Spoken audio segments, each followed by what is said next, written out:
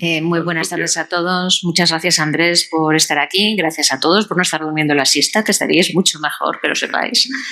Y hemos hecho un cambio radical de las cosas raras o poco frecuentes, como las llaméis en Argentina, hemos pasado a las más prevalentes. Yo os voy a hablar de la diabetes. Ricardo os ha hablado de la degeneración macular asociada a la edad, teniendo en cuenta que, bueno, ya sabéis lo que es la diabetes mellitus, que es una enfermedad relacionada con el aumento de la glucosa, o bien porque no hay insulina, o bien porque la acción de la insulina es insuficiente para que funcione bien el organismo.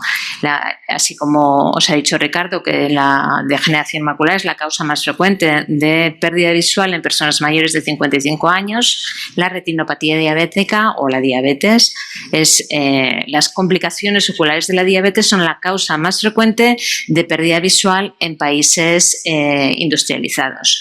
Pero no es completamente cierto, porque hace no mucho hubo un estudio australiano en el cual las distrofias hereditarias de la retina eran la causa más frecuente de pérdida visual en personas en edad laboral.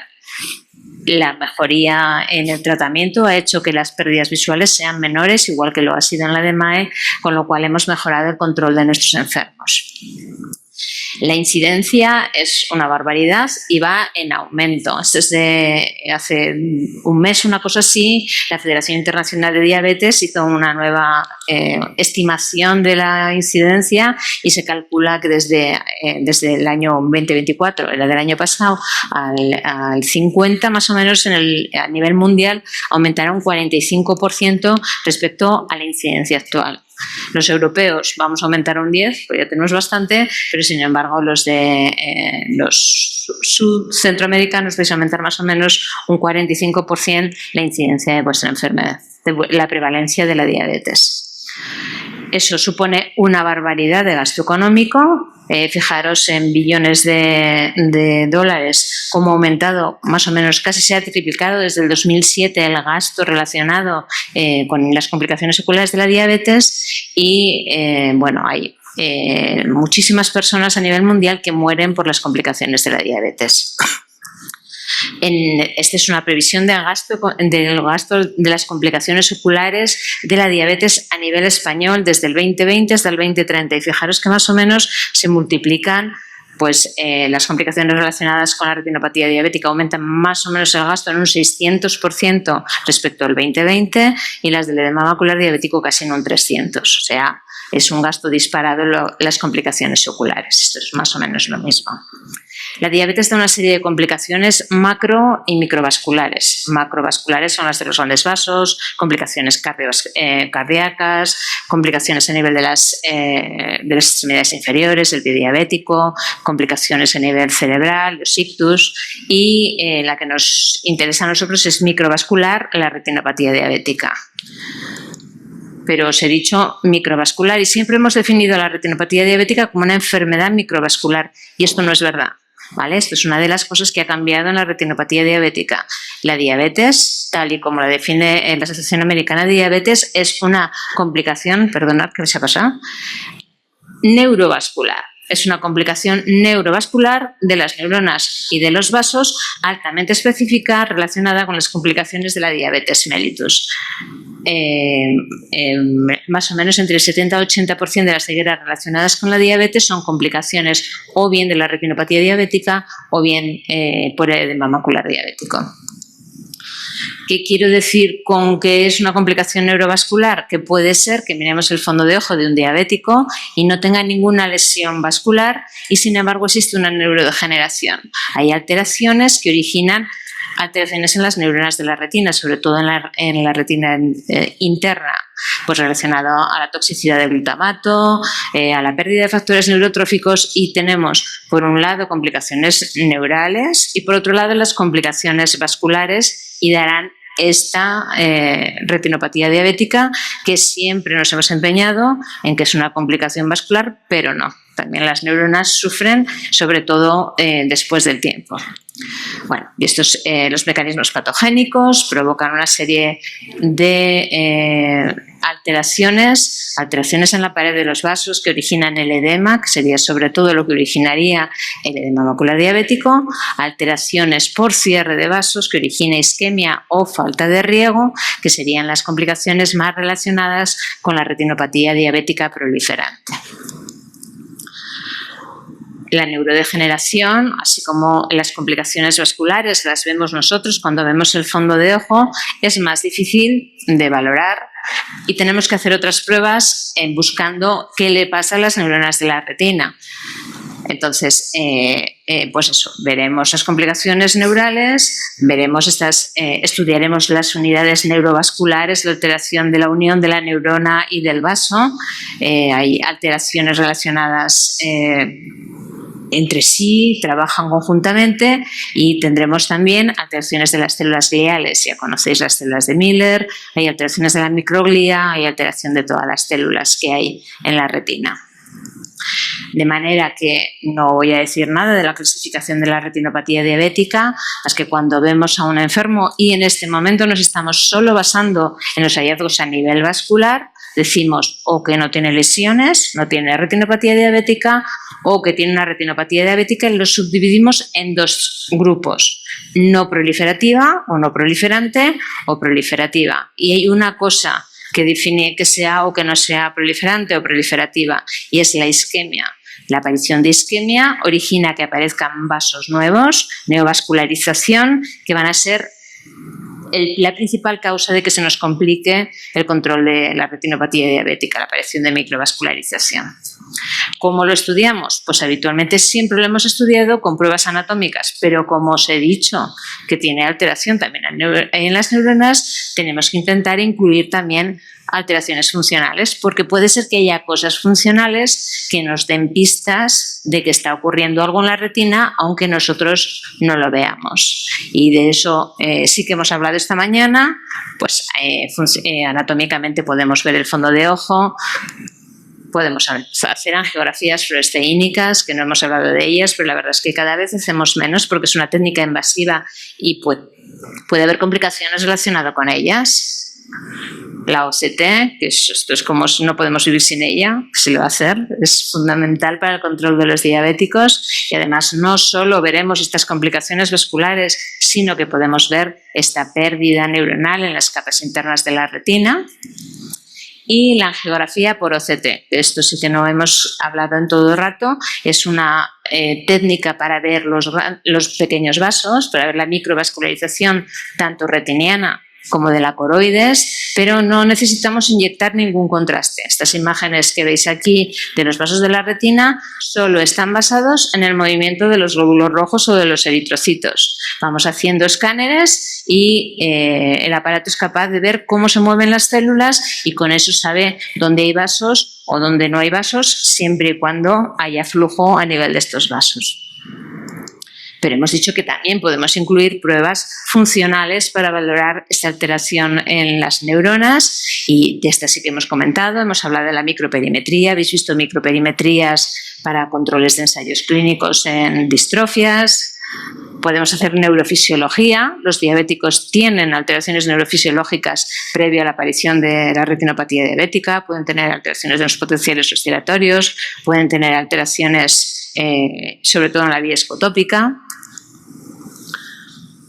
y eso, así lo exploramos. De la diabetes, el principal factor de riesgo, por supuesto, es el tiempo de evolución de la enfermedad.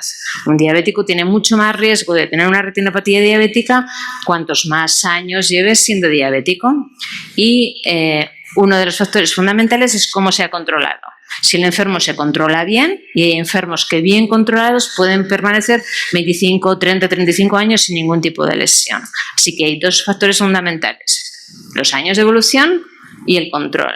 Y esto, que el control era fundamental para la aparición o no aparición de las lesiones, se sabe hace muchísimos años y hubo una serie de estudios, el UKPDS, el DCCT, que veían que a partir de una cifra de hemoglobina glicosilada o hemoglobina glicada, que es una manera de controlar el azúcar durante los 3 últimos meses, si esta cifra era superior a 6,5 o 7, la incidencia de complicaciones se disparaba, se iba multiplicando, con lo cual hay que decir al enfermo que intente mantenerse lo mejor posible en su control para evitar la aparición de lesiones, ¿vale? Entonces, estos serían los principales. Y miramos el fondo de ojo y tenemos una serie de lesiones que solo las voy a pasar por encima por si alguno las habéis visto alguna vez. Si tenemos lesiones vasculares, os he dicho que la neurodegeneración solo la vamos a ver haciendo pruebas funcionales, intentando valorar la retina interna. Lo primero que tiene un diabético son microaneurismas. Los microaneurismas son unas dilataciones muy pequeñitas, saculares, que aparecen en los vasos, alrededor de zonas donde no hay vasos, relacionados con la isquemia, y que cuando vemos el fondo de ojo vemos como puntitos rojos, pequeñitos, ¿vale? De esta, para que veáis la imagen, ahí hay muchos puntitos rojos, pero no son hemorragias, otros son microaneurismas, otros son hemorragias en llama, hemorragias pneumolares, ¿vale? Esta sería la primera manifestación, y es por las alteraciones que se producen a nivel de los capilares. Se pierde la célula que los envuelve, los pericitos, se debilita y entonces los vasos se dilatan y aparecen estas dilataciones. Aparecen hemorragias numulares, hemorragias redondeadas. Numular se dice porque se parece a una moneda. Son las típicas de los diabéticos. Pueden tener hemorragias en llama, que no son las típicas de los diabéticos, son más típicas de la tensión arterial, de las oclusiones venosas, pero pueden tener. Pueden tener hemorragias relacionadas con la aparición de neovasos, como hemorragias perretinianas, que sería este caso, hemorragias vítreas, que nos dificultan la visualización del fondo de ojo. O bien pueden tener otros signos cuando vemos en las alteraciones vasculares relacionadas con este aumento de permeabilidad que tienen en los vasos. Y puede ser, los vasos se hacen permeables a los lípidos y podemos ver exudación dura, como puntitos blanquecinos que se parecen a las palomitas de Ricardo, pero son distintas, se pueden diferenciar. Habitualmente son palomitas, pero en círculos alrededor de los microaneurismas, o exudados algodonosos, que tampoco son los típicos de la diabetes, sino que son más típicos de otras patologías vasculares, ¿vale? Así como muy rápido ver lesiones que tienen los diabéticos, y luego conforme va aumentando la isquemia, esa falta de sangre que no llega a la retina intenta reaccionar y se hacen más estrechas las arterias, se dilatan las venas y al final aparecen estos neovasos, esta neovascularización a nivel de la retina, a nivel de la parte anterior del ojo, que son las que nos van a dar las complicaciones más graves relacionadas con la retinopatía diabética. Pues las hemorragias que hemos visto antes, desprendimientos de retina traccionales, etc.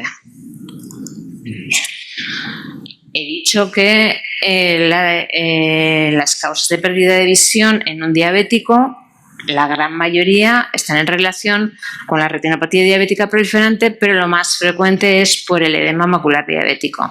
Y el edema macular diabético es solo cuando estos vasos que son permeables pierden líquidos a nivel de nuestra mácula, que llevamos todo el día hablando de ella.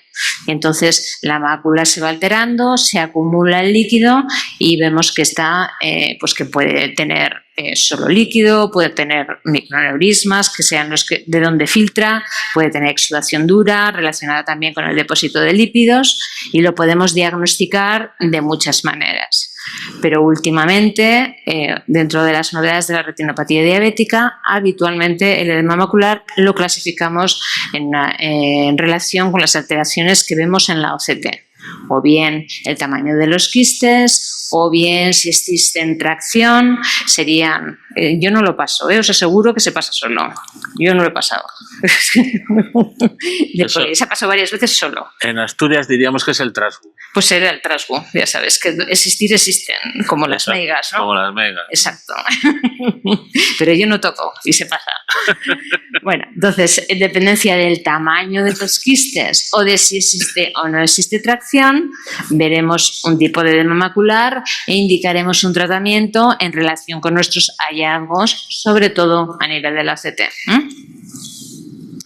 Vale. Entonces, una de las cosas también relativamente novedosas del tratamiento del edema macular diabético y de la retinopatía diabética es que había muchísimos estudios que se había visto que el láser era una manera de que no perdieran visión y que podíamos estacionar la retinopatía diabética tratándolo con láser, pero tenía muchísimas complicaciones. Entonces, conseguíamos habitualmente dejar la visión como estaba, pero no mejoraba nadie de visión. Entonces, hacía falta tratamientos que suplieran los defectos que tenía el láser y aparecieron estos maravillosos tratamientos que Ricardo nos ha hablado en parte de los inhibidores del factor de crecimiento vascular endotelial.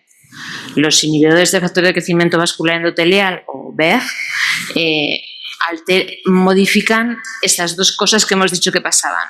Tanto el aumento de la permeabilidad, disminuye la permeabilidad, como la falta de riego. Hacen las dos cosas, con lo cual nos solucionan los problemas de los diabéticos, no en todos. Sobre todo nos indicaríamos en los edemas maculares cuando está afectado el centro de la retina, nuestra mácula. Nuestra mácula afectada, podemos utilizar inhibidores del factor de crecimiento vascular endotelial. Habéis visto que no lo he pasado, ¿verdad? ¿Os habéis fijado? O sea... Que es el trasgo. Es el trasgo, sí, es el trasgo sin ninguna duda. El trasgo lo enreda todo.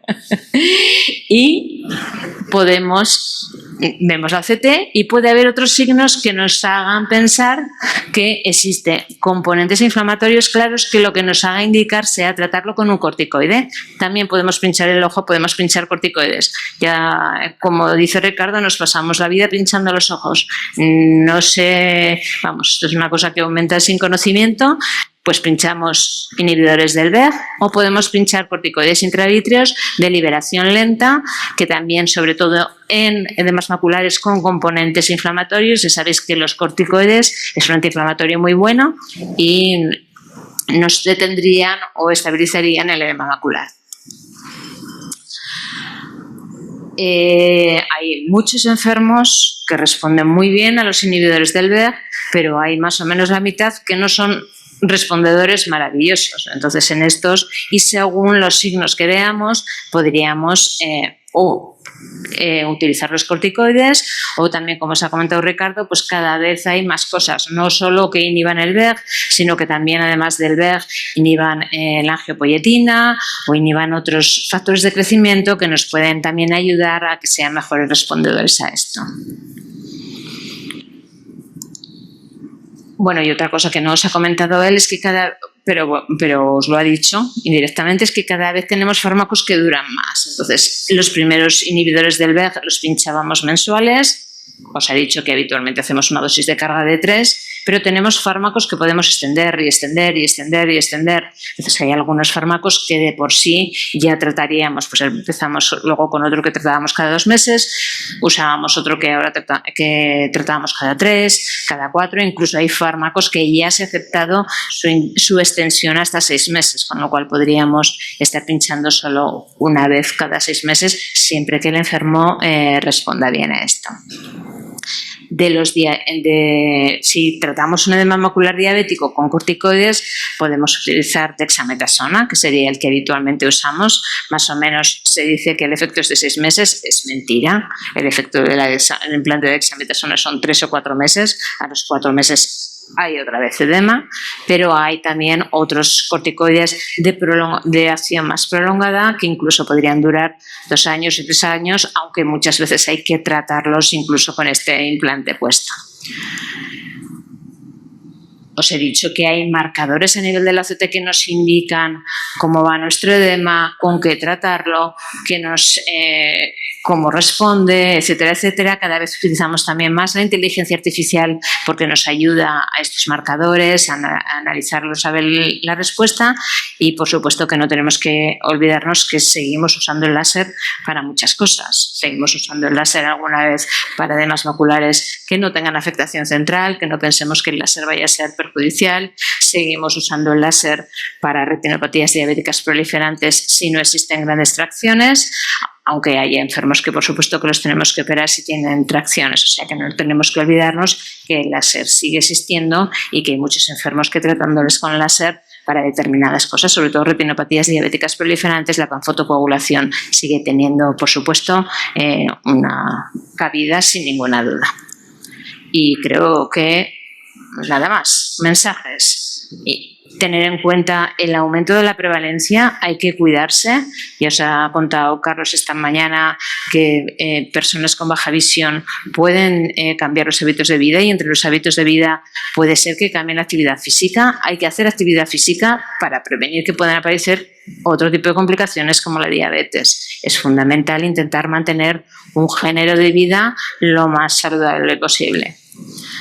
Ocasionan un gasto inmenso, tanto en costes directos por el tratamiento o como costes indirectos, incluso por costes de personas que les tienen que cuidar, que es una alteración neurovascular, neuronas, glía, vasos, que cada vez nos basamos más en la OCT para muchísimas cosas. Hacemos menos angiografía fluoresceínica, hacemos más octas, hacemos más OCT.